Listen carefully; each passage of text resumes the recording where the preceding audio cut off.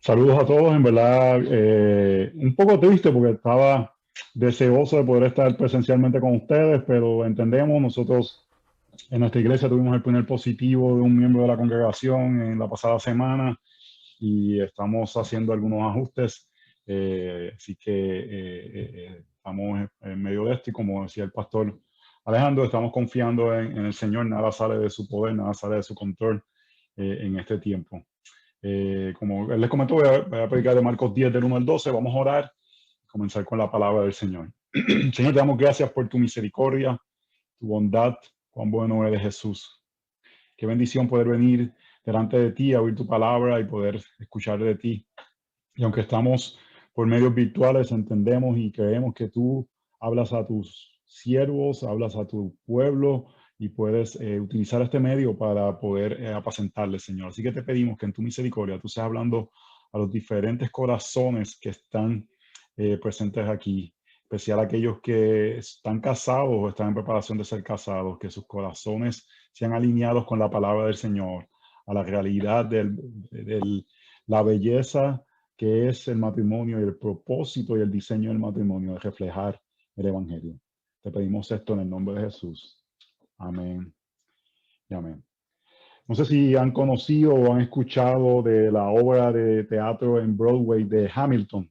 Un compatriota mío, como pueden escuchar con mi acento de falta de S's y R's y todo eso, soy puertorriqueño, y el compatriota Luis Manuel Miranda hizo esta obra que causó mucho revuelo y fue muy famosa y muy conocida por medio de en Broadway. Y la historia de Hamilton es la historia de uno de los fundadores de los Estados Unidos, que su obsesión era el poder tener un legado, el poder ser conocido, el poder ser reconocido por medio de su vida. Y él vivía obsesionado con esto. Y la obra en un momento torna a que él tuvo un caso de infidelidad contra su esposa y por él tratar de salvar su reputación, humilló a su esposa publicando este acto de infidelidad públicamente para poder salvaguardar su reputación. Pero con todo eso su reputación fue dañada y su matrimonio fue quebrantado. Y uno de los momentos más poderosos de la obra, y si no lo han visto no quiero adelantarlo o dañarle, pero es la reconciliación entre su esposa Elizabeth y Alexander Hamilton. Y es un momento poderoso, no solamente por la gracia que hay en la reconciliación, pero también es un momento clave en el mensaje de la obra. Hamilton muere a una temprana edad sin poder asegurar su legado y su esposa es la que continúa el que la figura de Hamilton fuera reconocida, es la que trabaja, ella vivió 90 años, estuvo viva 50 años después de la muerte de Hamilton, es la que trabaja para que su legado fuera reconocido. El punto que quiere traer la historia es que sin la reconciliación entre Alexander y Elizabeth, no hubiese podido ser logrado que el legado de Hamilton fuera preservado. Y en el momento que ellos se están dando el perdón, la música dice, hay una gracia que no podemos explicar. Es el momento del perdón.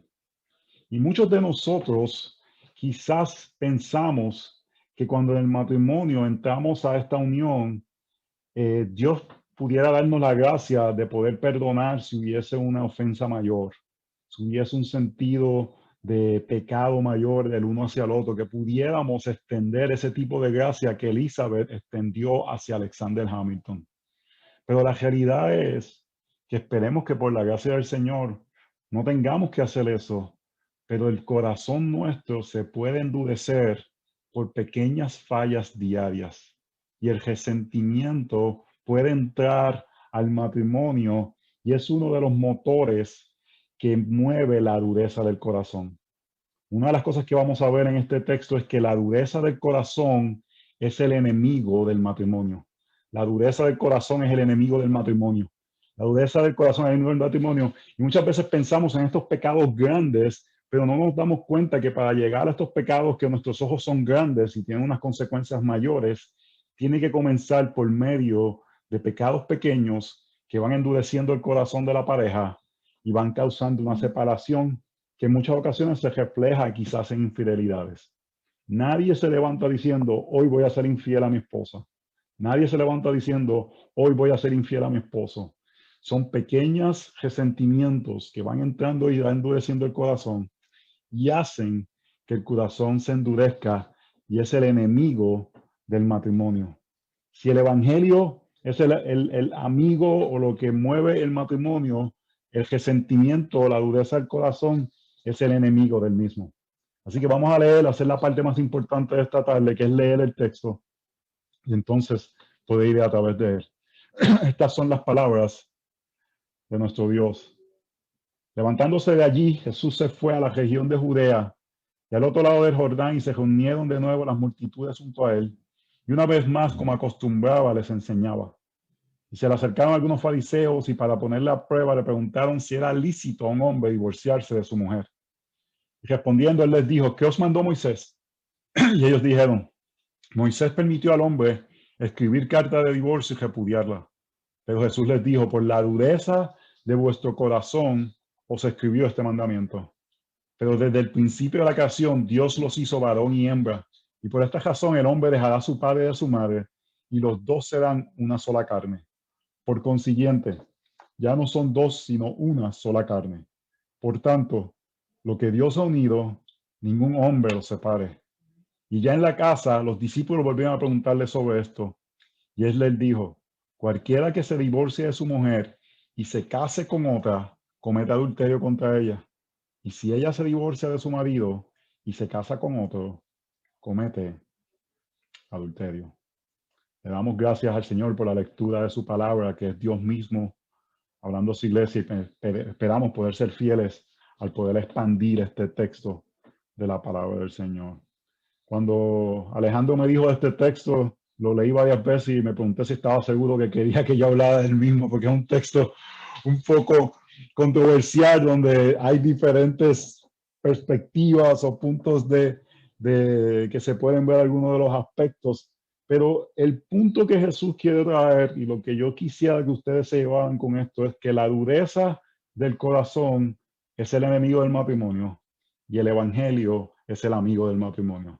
La dureza del corazón es el enemigo del matrimonio y el evangelio es el amigo del matrimonio. ¿Por qué el evangelio es el amigo del matrimonio? Porque el evangelio es lo único que nos puede permitir que no endurezcamos nuestro corazón.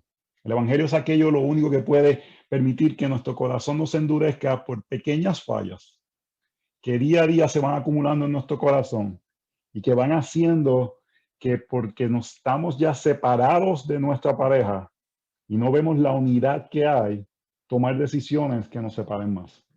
La realidad es que cuando una persona se casa y toman ese momento de hacer los votos, a mí una de las cosas que más disfruto como pastor es el momento de casar a una persona. Yo digo que eso es verdadero poder.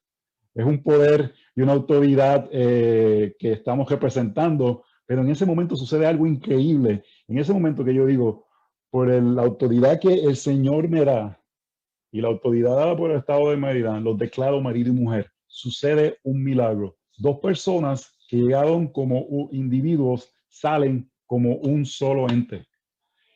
Y lo que separa eso no es una carta de divorcio, es la dureza de nuestro corazón. Así que vamos a ver varias cosas. La dureza del corazón es el enemigo del matrimonio. El evangelio es aquello que es el amigo del matrimonio. Punto número 1. Vemos a Jesús enseñando del tema y comienza diciendo que Jesús estaba enseñando en la región de Judea y al otro lado del Jordán y se reunieron unas multitudes junto a él y una vez más, como acostumbraba, les enseñaba. Siempre que vemos algo, ¿por qué ese verso está ahí? ¿Por qué si va a hablar del divorcio nos ponen ese verso de que Jesús estaba enseñando? ¿Cuál es el propósito? Eso es algo que debemos siempre preguntarnos. Versos que parecieran, ¿cuál es el sentido que hay de que este verso está ahí? Si lo que él va a hablar es del aspecto del matrimonio. Desde mi perspectiva, ese texto nos está diciendo que Jesús enseñaba de varios temas y que debemos ser enseñados de Jesús acerca del tema del matrimonio. Jesús es el que dicta lo que creemos, la palabra de Dios, y Dios es el que dicta lo que creemos sobre el matrimonio. Cada vez más y más y más vivimos una cultura donde nuestras emociones dictan lo que es el matrimonio. Quizás escuchamos muchas veces, ya no soy feliz, ya no lo amo, ya no siento.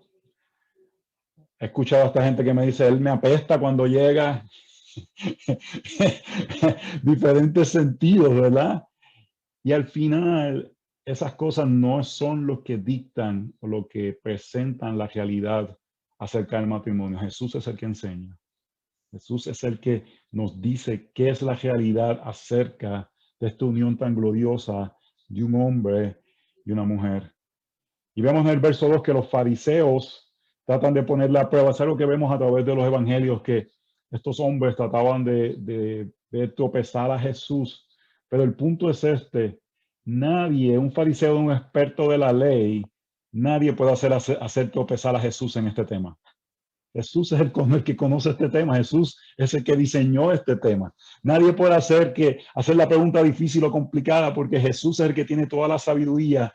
Y en este tema del matrimonio, de Él es quien debemos buscar sabiduría. Hacia Él debemos de inclinarnos a escuchar cuando nuestros corazones se van endureciendo, cuando nuestros corazones se van teniendo resentimiento. Debemos de batallar eso como escuchando al que conoce y diseñó el matrimonio, Jesús.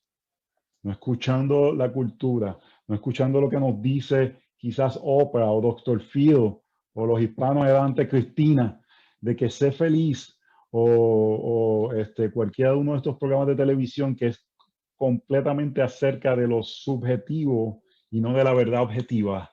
Jesús es quien enseña. Jesús es el que dicta. Ni el mayor de los expertos de la ley de ese tiempo podía dictar lo que Jesús podía dictar. Y vemos en el verso número 3 que Jesús regresa a las Escrituras. Jesús, el Hijo de Dios, regresa a lo que está escrito por Dios. Y respondió él y les dijo, ¿qué os mandó Moisés? Y Jesús, el que puede enseñar, nos da una forma que siempre debemos tomar sobre cualquier tema, pero especialmente este tema.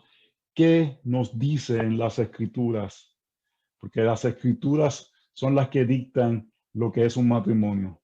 Así que en este tema del matrimonio nunca debemos decir yo creo, yo pienso, yo considero. Siempre debemos decir la palabra de Dios dice. La palabra de Dios dice. Cuando él dice Moisés, está hablando del Pentateuco, está hablando de los 5 libros de la ley, que es la base era la Biblia del tiempo que estaba Jesús. Y Jesús muestra y modela el sentido que donde buscamos afirmación en estos temas, donde buscamos la verdad, es lo que Dios ha revelado en su palabra acerca de este tema. Y porque tendemos a endurecer nuestro corazón, necesitamos constantemente ser enseñados por Jesús de este tema. Porque tenemos una tendencia a que nuestro corazón se endurezca por diferentes situaciones que entran en el matrimonio. Necesitamos constantemente la enseñanza del Evangelio para que nuestro corazón sea emblandecido hacia nuestra pareja, para que nuestro corazón sea inclinado hacia nuestra pareja, para que sea la palabra de Dios diciéndonos lo que es verdad. Así que la pregunta que les tengo, yo creo que el texto nos presenta, ¿quién define nuestro matrimonio? ¿Lo está definiendo algún experto, algún fariseo, o lo está definiendo Jesús? Y cuando decimos Jesús es la palabra de Dios, escrita y revelada por nuestro Dios. Que seamos conocidos por decir la palabra de Dios dice. No José Lo Mercado dice, o Alejandro Molero, o MacArthur, o el que sea. Al final del día es la palabra de Dios la que debe dictar. Así que la dureza del corazón es el enemigo del matrimonio, el evangelio es el amigo del matrimonio. Vimos a Jesús enseñando, punto número 2, vemos cuál es el espíritu de la ley, qué es esta enseñanza que Moisés les da, cuál es el propósito.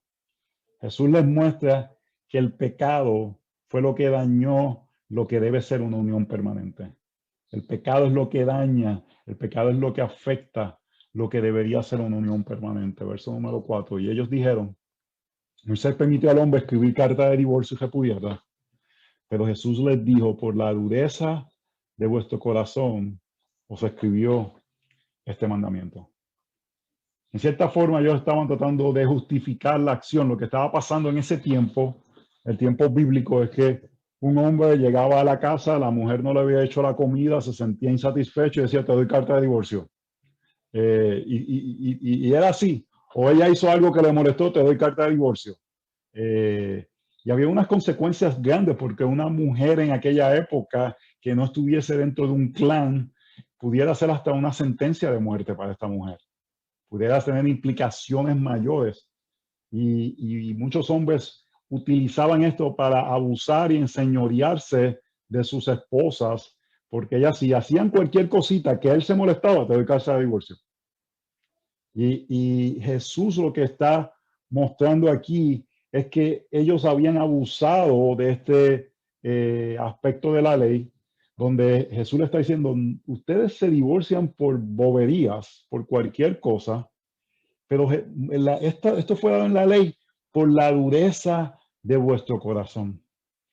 Porque el propósito de la creación, y vamos a ver eso en los próximos versos, es que es una unión que cuando es hecha, nada la puede separar, nada la puede romper, solamente la muerte puede separarla. Así que una de las cosas que podemos ahora en el siglo XXI, ¿verdad? Ya estamos en el siglo XXI, aplicar, porque no estamos en este punto que alguien le quema los frijoles a alguien y le dan carta de divorcio, ¿verdad? Por la gracia del Señor. Pero, ¿cómo endurecemos nuestro corazón de formas que nuestro corazón desea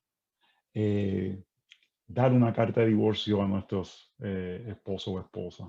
A veces estamos bajo un mismo techo y hemos dado carta de divorcio a nuestra esposa y esposa. A veces compartimos y tenemos una unión de conveniencia o esperamos que los niños se vayan a la escuela o simplemente sería más complicado separarnos, pero en nuestros corazones ya nos hemos dado carta de divorcio.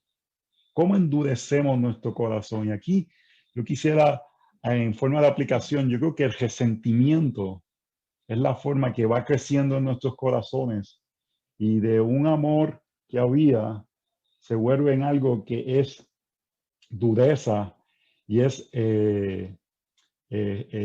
separación en el corazón de las personas.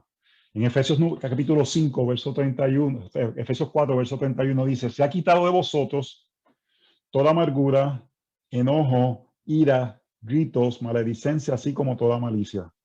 Sed más bien amables unos con otros, misericordiosos, perdonándonos unos a otros, así como también Dios os perdonó en Cristo.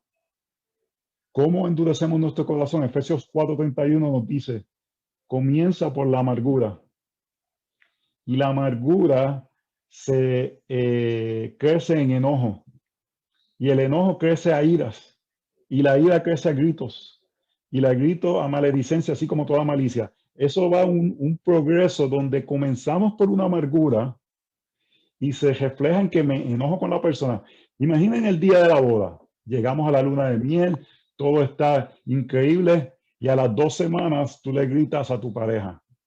Tú no habías planificado el día de la boda, a las 2 semanas voy a gritarle para que sepa quién soy yo. Eso va creciendo por medio de amargura, enojo, ira, gritos, maledicencia, así como toda malicia. Maledicencia, así como toda malicia, es cuando hacemos cosas con maldad que deseamos hacerla. Esos aspectos que el endurecimiento es tal que deseamos hacerle daño a otra persona. Déjeme decirle algo, cómo la amargura a veces llega al corazón. A mí hace 5 años la iglesia, y no estoy diciendo que hagan esto con Alejandro, pero la iglesia nuestra se juntó y juntaron un dinero y me han regalado una máquina de expreso, que eso es la gloria de Dios reflejada haciendo café. Yo me levanto todas las mañanas, yo quisiera decirle que yo me levanto y digo aleluya cuando me levanto. Yo me levanto y digo, ¿dónde está el café? Me hago el café y ahí digo aleluya. Porque en verdad es una gracia común, es una cosa que yo en verdad amo esa maquinita. Es una gracia común para mi vida. Yo la cuido, hermanos, yo le doy el mantenimiento, yo la limpio, yo le doy una grasa que hay que ponerle, hay que lubricarla, hay que limpiarla, hay que hacer esto. Y esto tiene una agüita que bota y cae en un recipiente. Y yo no quiero ni que esa agüita caiga en ese recipiente, así que yo le pongo una tacita debajo de esa agüita para que el agua no caiga al recipiente, sino que caiga a esta taza y proteger más la maquinita. Y hay días que no sabemos cómo, la taza no está debajo del recipiente donde cae el agüita. La taza está en otro lugar. Y yo no creo que hay fantasmas o espíritus chocajeros que mueven las cosas.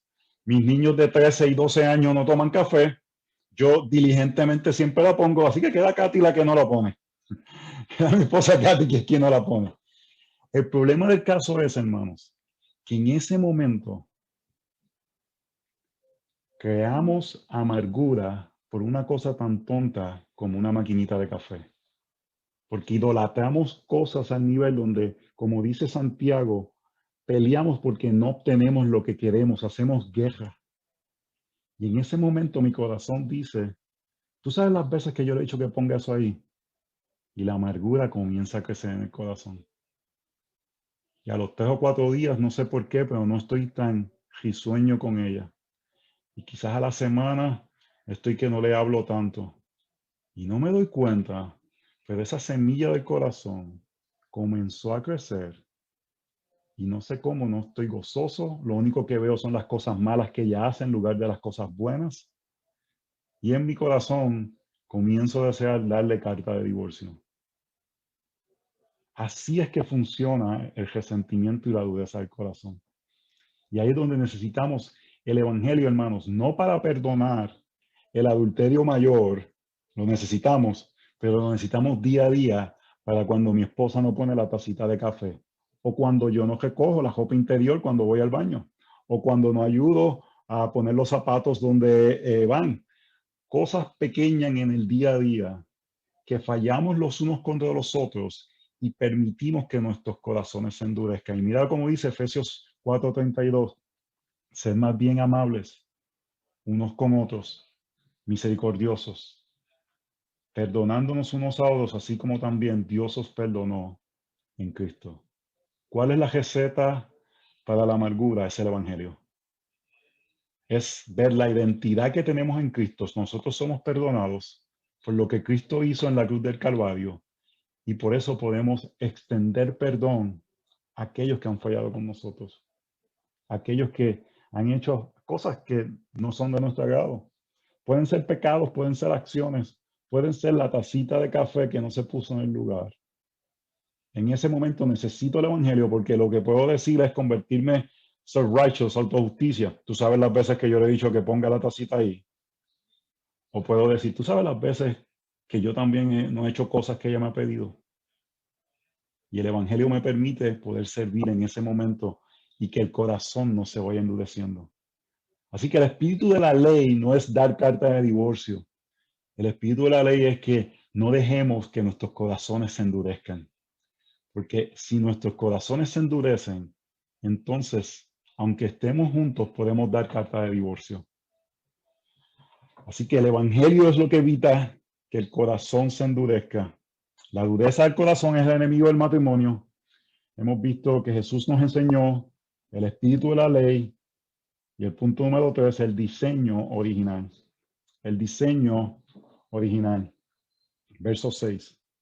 Pero desde el principio de la creación, Dios los hizo varón y hembra. Por esta razón el hombre dejará a su padre y a su madre, y los dos serán una sola carne. Por consiguiente, ya no son dos, sino una sola carne. Por tanto, lo que Dios ha unido, ningún hombre lo separe. Y ya en casa los discípulos volvieron a preguntarle sobre esto. El punto es este. Él les dice, ustedes endurecieron sus corazones y daban carta de divorcio, pero mira lo que Dios hizo al crear el matrimonio. Él hizo un contraste. Él hizo un contraste entre lo que por la dureza del corazón se había permitido al diseño original del matrimonio. Esta carta de divorcio es consecuencia del pecado que trae. Y él va antes de la caída, antes de que el pecado entrara, a decir cómo Dios en Génesis 2 creó el matrimonio para ser una institución permanente hasta que la muerte los separe. El problema es que muchas veces entramos ya al matrimonio en la sociedad actual sin la mentalidad de unirnos. Vamos a tener 2 cuentas de banco. Vamos a tener diferentes aspectos. Tú no tocas esto. Yo tengo un amigo mío que tiene una bicicleta que eso no lo toca a nadie. Yo le digo, mira, bro, esa bicicleta es tanto de tu esposa como tuya. Si tu esposa quiere montarse ahí, se puede montar. Porque en el matrimonio nada es separado. Somos una sola carne. Lo mío es tuyo y lo tuyo es mío. Pero muchas veces venimos ya al matrimonio y creamos separaciones, creamos aspectos. Este tiempo es el mío. Y eso no quiere decir que hay momentos que tenemos tiempo de soledad, de intimidad con el Señor. Primera de Corintios nos habla de que podemos tener esos tiempos, pero no hay un momento que en la realidad estemos separados de nuestra pareja. Somos una sola carne. Pero todavía vivimos con un aspecto de que somos dos. Y tenemos que entender que somos uno, que Dios hizo un milagro, que sucedió algo increíble en ese momento, donde 2 personas son hechas una, y que Dios nos unió para que juntos podamos glorificar al Señor. Algo que yo veo muchas veces es que las debilidades o las fortalezas de la pareja, muchas veces las vemos como algo que nos separa en vez de verlos como unidad. Voy a dar un ejemplo. Póngale que ustedes, en el caso de mi esposa y yo, muchas veces tenemos situaciones donde una fortaleza de ella, yo la veo como algo contra la que debo luchar en lugar de algo que me hace más fuerte a mí, porque somos uno. Por ejemplo, yo soy una persona, yo soy ingeniero, antes de ser pastor fui ingeniero, y soy una persona que veo las cosas bien blanco y negro, bien por presupuesto, bien de esa forma así como qué es lo práctico en una toma de decisión. Mi esposa es un poquito más emocional, y cuando tenemos situaciones de la familia en Puerto Rico, pues yo trato de resolverlas por dólares y centavos. Y mi esposa trata de resolverla con el aspecto emocional. Y podemos pensar que estamos en lucha, pero la realidad es que somos uno. Y yo necesito tanto la opinión de ella como ella la mía. Y en ocasiones, ella dice, tenemos que montarnos en el avión. Y yo puedo decirle, pero mi amor, vamos a considerar esto. Y en lugar de verlo como una lucha, ella debe verlo, yo soy uno con él, debo considerar esto. En otras ocasiones, mi esposa me ha dicho, Joselo, yo creo que tú te debes montar en un avión y estar con tus papás.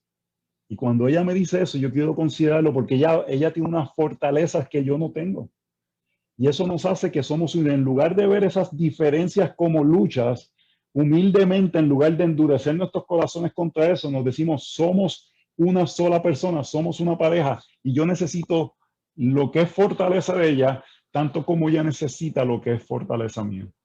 Y la realidad es que en el momento del matrimonio, ese paquete se junta y está unido y que nadie lo puede separar, ni nosotros mismos.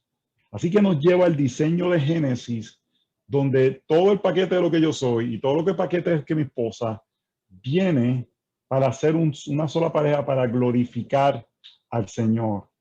El punto de la unidad del matrimonio y de esa unidad que vemos, lo vemos en Efesios capítulo 5, que es mostrar la relación de Cristo con la iglesia. Ese milagro que Dios diseñó en Génesis capítulo 2, donde hizo una sola carne, lo hizo con un propósito que es que los matrimonios no son para nuestra felicidad. Yo creo que podemos ser felices en el matrimonio, pero el fin no es ser felices. No es para que yo tenga quien me traiga chips cuando estoy viendo el juego de fútbol. No es para que me sirvan el uno para el otro, no es para que yo proteja a mi esposa. El propósito es mostrar el glorioso evangelio. Y por eso debemos de ser aquellos que intencionalmente trabajamos en la unidad de nuestro matrimonio, porque la unidad de nuestro matrimonio muestra algo mucho más glorioso, muestra la gloria de la unidad entre Cristo y la iglesia. El liderazgo de Jesús y el liderazgo y el seguimiento de la iglesia que sigue el liderazgo de Jesús. Y uno de los aspectos en Efesios capítulo 5, y no voy a ir al texto necesariamente por cuestión de tiempo, pero en Efesios capítulo 5 vemos que el fin del matrimonio es ser más como Cristo. Y una de las cosas que el hombre hace en trabajar en esa unidad es llenarse de la palabra de Dios para que entonces nosotros podamos lavar con la palabra de Dios a nuestras esposas. Se lo voy a leer mejor. Efesios 5:25. Maridos, amad a vuestras mujeres, así como Cristo amó a la iglesia y se dio a sí mismo por ella, para santificarla, habiéndola purificado por el lavamiento del agua con la palabra. Así que, ¿cómo reflejamos esta unión de Cristo y la iglesia? El hombre liderando y la mujer siguiendo ese liderazgo. Y eso muestra la unidad que vemos en el diseño original y va a ayudar a que no ocurra este endurecimiento de nuestro corazón. El liderazgo del hombre no es aquí mando yo. El liderazgo del hombre no es aquí se hace lo que yo digo. Mire, yo he estado en esta oficina donde parejas han venido y cuando él está sonriente y ella está seria, usualmente es acerca de que él quiere que ella se someta en algo. Eso yo no apuesto, pero si apostara siempre ganara. Porque si él está sonriendo y ella está seria, es que es acerca de eso. Y usualmente el hombre se pone espiritual al principio. Querido pastor, cambia la voz así todo, querido pastor. Yo quiero honrar la palabra del Señor. Y la mujer que Dios me ha dado no desea someterse al llamado del Señor. Yo le pregunto, ¿qué tú quieres? Yo le digo, ¿qué tú quieres? Literalmente, una persona aquí con una cara seria me dijo, yo me quiero comprar un Xbox. Y ella piensa que no tenemos el dinero. Y es que esa es la pelea. Eso, acerca de eso no es el sometimiento y el seguimiento de la esposa. El sometimiento es acerca de lavarla con la palabra del Señor. El texto lo dice. Maridos, amad a nuestras mujeres, estamos llamados a amarlas. ¿Cómo las amamos? Como Cristo amó a la iglesia y se dio a sí mismo por ella. Nuestro amor se refleja en cómo Cristo ama a la iglesia. Esa unidad que hay entre Cristo y la iglesia la debemos reflejar en nuestro matrimonio. La gente de mirar por ahí debe decir, yo no estoy de acuerdo de eso que ellos hablan de someterse, pero hay algo ahí que es correcto. ¿Cómo ese hombre ama a esa mujer? ¿Cómo ese hombre es claro que daría su vida por ella? ¿Cómo es claro que no es acerca de que aquí mando yo, es acerca de servir y dar su vida por ella? ¿Cómo se ve amarlas? El texto no lo dice. Verso 26, para santificarlas. Es desear que ella sea más como Cristo. Así que una de nuestras motivaciones es llenarnos de la palabra del Señor para que entonces podamos lavarla con la palabra del Señor, porque dice, habiéndola purificado por el lamento del agua con la palabra. La forma que amamos a nuestras esposas, principalmente, primordialmente, es nosotros llenándonos con la palabra para nosotros lavarlas con la palabra. Yo digo esto, hashtag, déjate lavar, hashtag, ponte a lavar. Nosotros los hombres lavamos a nuestras esposas con la palabra y ellas se dejan lavar con la palabra. Y déjeme decirle algo, lavarlas con la palabra no es tirarle con un verso bíblico. Le voy a dar un ejemplo. Aquí, en donde yo vivo, un día había un helicóptero con un foco de luz a las 3 de la mañana, sobrevolando. Yo estoy durmiendo, meditando en el Señor en el sueño, y mi esposa me levanta y me dice, José, ¿lo pasa algo? Y yo, ¿qué pasa? No, que hay un helicóptero y quizás hay alguien afuera, sal a ver. Y yo digo, ¿para qué voy a salir? ¿Para que me mate el hombre? Mejor me quedo aquí adentro. Y entonces yo le digo, mi amor, y me puse bien espiritual. ¿Por qué cuando uno se pone como que espiritual cambia la voz? Dice, mi amor, no temas lo que puede matar tu cuerpo, teme lo que puede matar tu alma. Y me acosté a dormir. Eso no es lavarla con la palabra, eso es tirarle con la palabra. Eso es decirle, cállate la boca que yo quiero dormir, básicamente, de una forma espiritual. Eso no es lavarla con la palabra.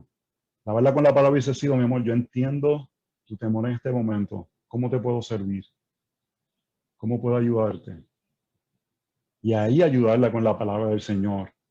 No es simplemente decirle, cállate que yo soy más espiritual que tú.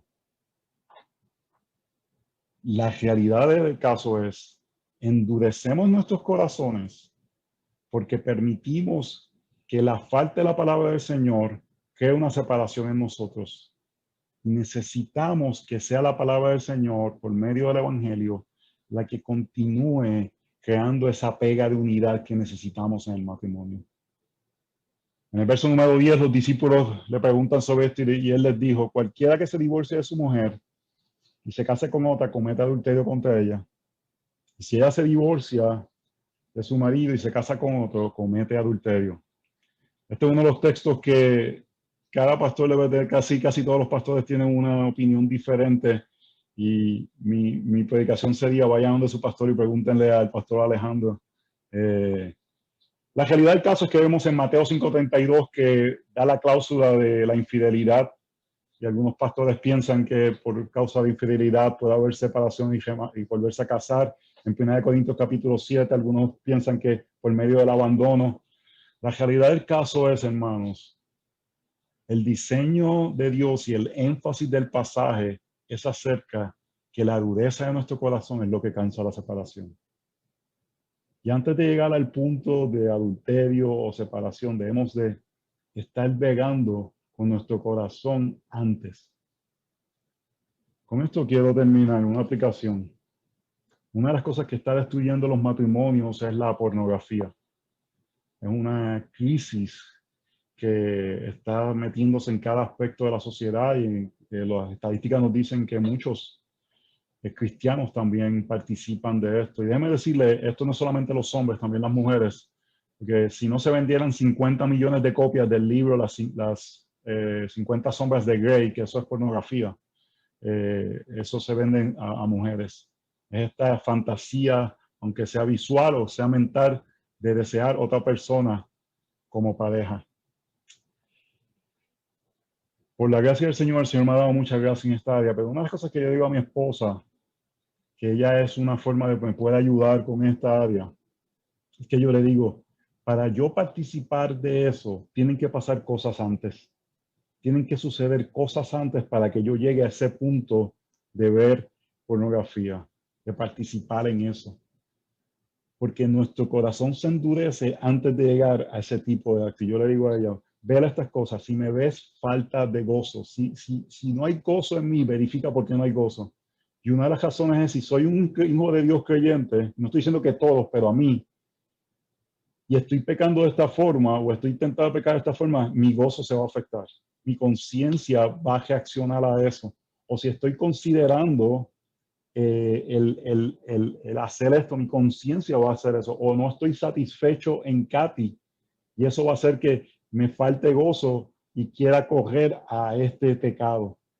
Le digo que si no estoy detrás de ella buscándola en intimidad, porque si no estoy satisfecho en ella, voy a tratar de buscar intimidad en otro lugar para ser satisfecho en otra persona. El punto es este. Yo creo que es el punto que el texto quiere traer. Yo creo que los fariseos lo que querían era mostrar el caso extremo, y Jesús le está diciendo: el problema es que muchas veces la separación viene antes en la dureza del corazón. Lo que tenemos que permitir es que el Evangelio de Jesucristo mantenga nuestros corazones sensibles, que podamos continuamente extender gracia y perdón en nuestros matrimonios, servirnos el uno para el otro, que dos pecadores se juntan para la gloria del Señor y no para la felicidad personal, para servirse el uno hacia el otro y para dar la vida el uno por el otro. Yo digo que yo estoy esperando el día que una pareja llegue aquí a consejería y uno me diga: pastor, yo estoy molesto con mi esposa. Y yo digo: ¿por qué? Es que yo deseo servirle, pero ella no me lo permite porque ella quiere servirme a mí. Y ella diga: no, pero la molesta aquí soy yo, porque es que yo quiero servirle a él, pero él no me lo permite. Cuando eso sucede, es como dice Filipenses capítulo 2, vemos al otro como mayor que uno. Y la única forma que el corazón no se endurece y podemos llegar a ese punto es por medio del Evangelio, que nos hace ver como siervos y no como aquellos que debemos ser servidos. Que la gracia del Evangelio nos permita poder vivir de esta forma, para que el mundo vea la gloria de la unión de Cristo y la Iglesia por medio de matrimonios imperfectos, pero que tienen un perfecto Salvador. Oremos. Señor, te damos gracias por tu misericordia, por tu bondad para con nosotros y el regalo que es el matrimonio. Que podamos ver la bendición de la compañía, la bendición de poder animarnos, la bendición de poder caminar juntos, de satisfacernos en la intimidad, de poder tener una pareja. Pero que también podamos ver la realidad de que por medio de esta unión podemos hacer algo que tiene un peso eterno, que es reflejar la unión de Cristo y la Iglesia. algo de implicaciones cósmicas, donde la gente puede ver la gloria de Jesús reflejada en cada uno de nuestros matrimonios. Yo creo que matrimonios pueden ser felices, pero el fin no es ser felices. Matrimonios son felices cuando ambos dejan de servirse a cada uno y sirven al otro, pero más que nada viven para servir la gracia y la gloria de Jesús y reflejar el glorioso evangelio por medio de sus vidas. Señor, yo te pido que si hay algún resentimiento en una de estas parejas, que el poder del evangelio puedan entender perdón y gracia y misericordia, y tú puedas continuar uniéndolos para la gloria de Dios Padre. En el nombre de Jesús oramos. Amén. Amén. Amén. Amén. Gracias, hermano.